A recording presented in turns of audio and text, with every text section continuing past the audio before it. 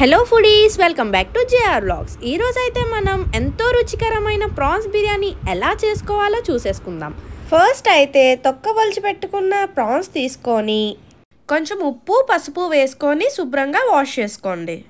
ఇలా ఉప్పు పసుపు వేసుకొని వాష్ చేసుకోవడం వల్ల మనకి నీసు వాసన అనేది పోతుంది.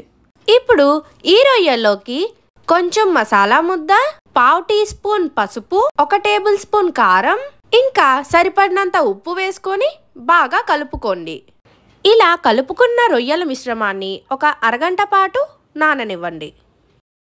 ఇప్పుడు స్టవ్ ఆన్ చేసుకొని దానిపైన ఒక కుక్కర్ పెట్టుకొని దాంట్లోకి 3 టేబుల్ స్పూన్స్ ఆఫ్ ఆయిల్ వేసుకొని అది వేడెక్కిన తర్వాత ముందుగా కట్ చేసి పెట్టుకున్న 2 ఉల్లిపాయల్ని ఇంకా 3 పచ్చిమిర్చిని ఆ వేడెక్కిన నూనెలోకి వేసుకొని చక్కగా ఫ్రై చేసుకోండి.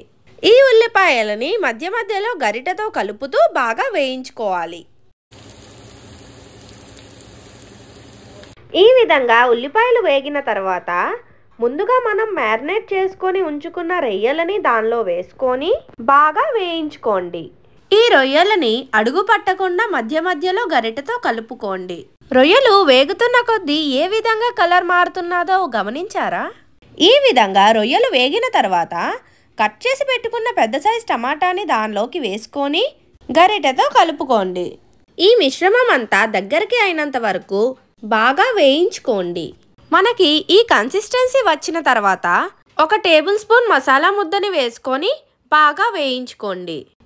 ఇప్పుడు మనం 1/2 కేజీ రొయ్యలని తీసుకున్నాం కాబట్టి 400 గ్రామ్స్ రైస్ తీసుకుందాం.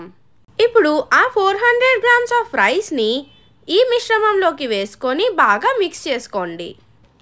ఈ బియ్యాన్ని సైడ్స్ నుంచి కలుపుతూ ఒక 2-3 నిమిషాల వరకు బాగా ఫ్రై చేసుకోండి. ఇలా మనం బాగా మిక్స్ చేసుకోవడం వల్ల మసాలా అనేది రైస్కి చాలా బాగా పడుతుంది. ఇప్పుడు మనం తీసుకున్న రైస్ క్వాంటిటీకి ఒక 2 వాటర్ అనేది మనం వేసుకోవాలి. మనం ఇక్కడ వాటర్ క్వాంటిటీ అనేది పర్ఫెక్ట్గా తీసుకోవడం వల్ల రైస్ కూడా మనకి పర్ఫెక్ట్గా కుక్ అవుతుంది. ఇప్పుడు ఈ మిశ్రమాన్ని ఒకసారి బాగా కలుపుకొని దానిలోకి మనం సాల్ట్ యాడ్ చేసుకుందాం. మనం మ్యారినేట్ చేసుకున్నప్పుడు ప్రాన్స్లో సరిపడా ఉప్పు మనం వేసేసుకున్నాం కాబట్టి ఇప్పుడు రైస్కి సరిపడా ఉప్పు మనం వేసుకుందాం. సాల్ట్ని యాడ్ చేసుకున్న తర్వాత ఒకసారి మనం కలుపుకొని ఉప్పు సరిపోయిందో లేదో ఒకసారి టేస్ట్ చూసి ఒకవేళ సరిపోకపోతే మీకు టేస్ట్కి తగినట్టు సాల్ట్ని యాడ్ చేసుకోవచ్చు.